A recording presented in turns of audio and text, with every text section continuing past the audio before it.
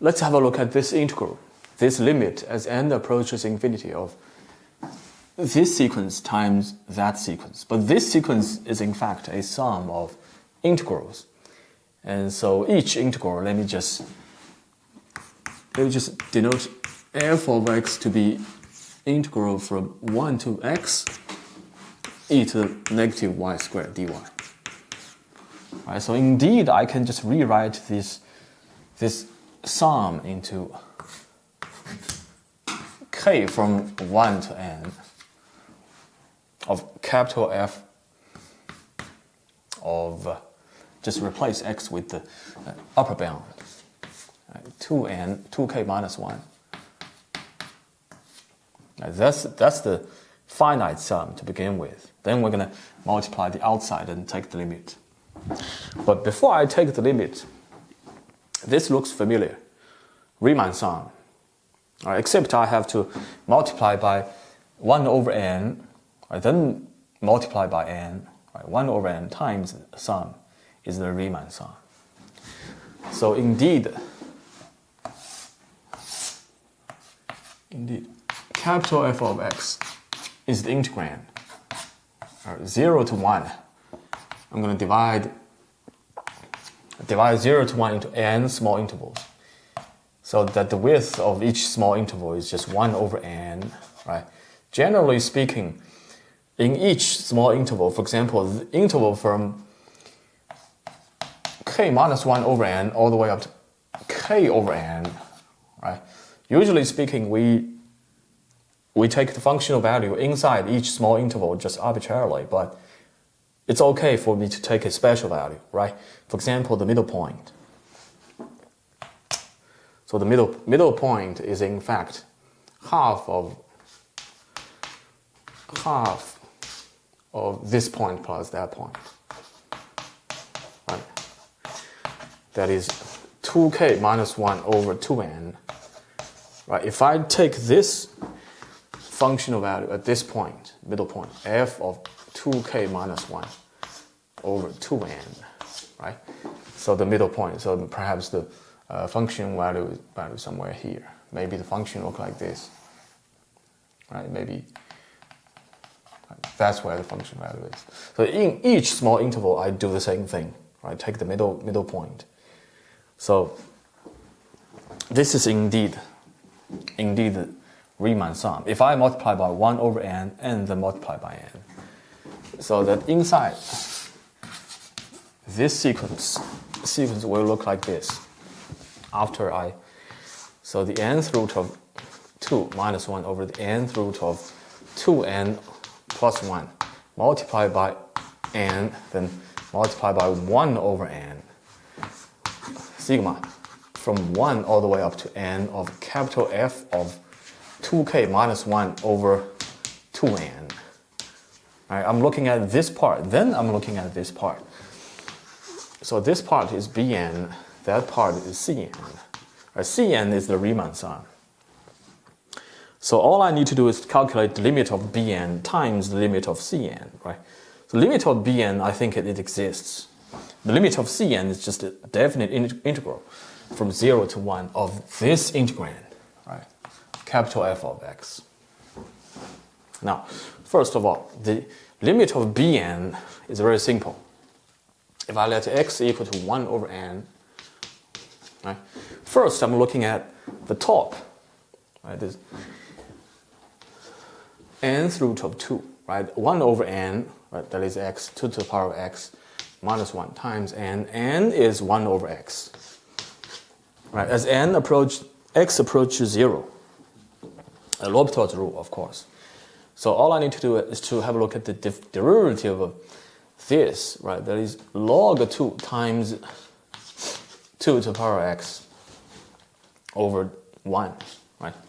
So the limit of this, obviously, it's approaching log 2, right? As x approaches 0. So in other words, this should also approach log 2. Right, as n approaches infinity. Then the bottom, the nth root of 2n plus 1, right? So we're going to use the well-known limit limit of n approaches infinity of nth root of n is obviously 1. Right, this well-known limit, perhaps using L'Hopital's rule, whatever. So this can be using squeeze theorem, right?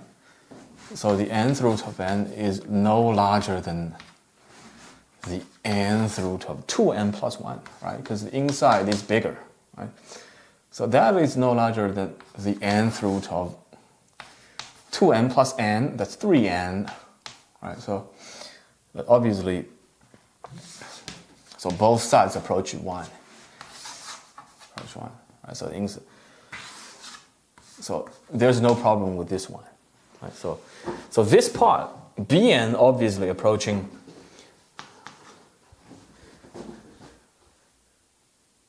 log 2, right? Log 2 over 1. So since Bn approaches log 2, so Cn, so the limit has to exist. The reason is because we have a definite integral representing this limit. Right, definite integral from 0 to 1 of this integrand. Right? Integrand capital F of x dx. Right? But remember, what is f of x? Right?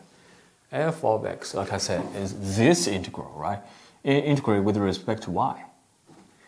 So I'm looking at integral first from 0 to 1, then from 1 to x e to the negative y squared dy,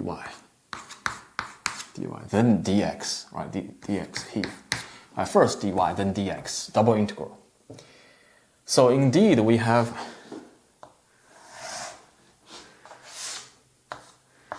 double integral 0 x, y.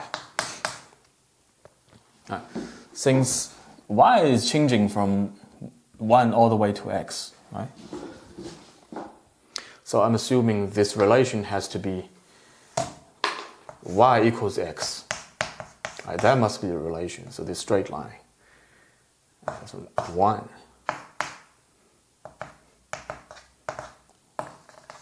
Right, so I'm looking at y. Y is changing, right? Let's fix any random x. Right, maybe fix x right here. So y is changing from 1 to x. Perhaps I'll switch the boundaries, x to 1. Right, and add a negative sign here. Right, negative out here. X up to 1. So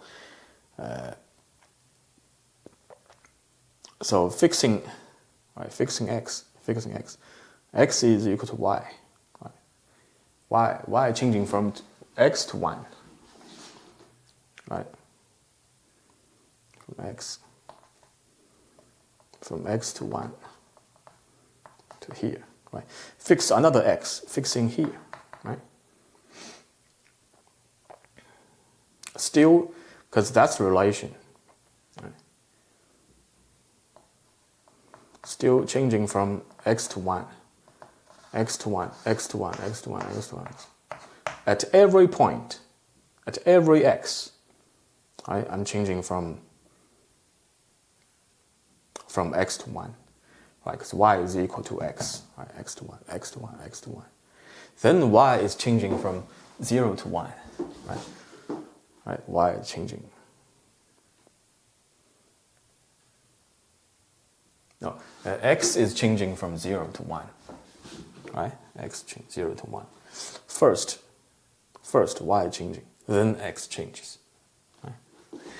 So indeed, I can switch the order. First, I'm gonna let x change. Right? I'm gonna fix any random y. Right? I'm gonna fix y in here. Right? Then x is changing from 0 to y. Right? Changing from 0 to y, 0 to y, 0 to y, 0 to y. Fixing any random y, x changing from 0 to y, 0 to y, 0 to y, 0 to y. Right? Then y is changing from 0 to 1. Right? I said first, x changed from 0 to y. Dx. Negative. Then dy. Negative sign. Y changing from 0 to 1. All right, first dx, right? X changing. Then the y changes from 0 to 1, right? Exactly the same effect. So that is equal to negative 0 to 1. Right? So y now is a constant, right? X is a variable. Right? That is just easily x e to the negative y squared. Evaluate x evaluate from 0 to y. Negative 0 to 1. When x is equal to 0, we have 0. Don't worry. When x is equal to y, we have y times e to the negative y squared, the dy. Now we integrate with respect to y. And that is just simply antiderivative looks like e to the, so we already have y in front, so it must be e to the negative y squared times some constant, right? Because using the differentiate this one, right? Just to double check. If we differentiate, we have e to the negative y squared. Now multiply by negative 2y. We already have a negative. Already have y. Negative 2y. Cancel out the 2. So multiply by half. Yeah. So this is indeed antiderivative.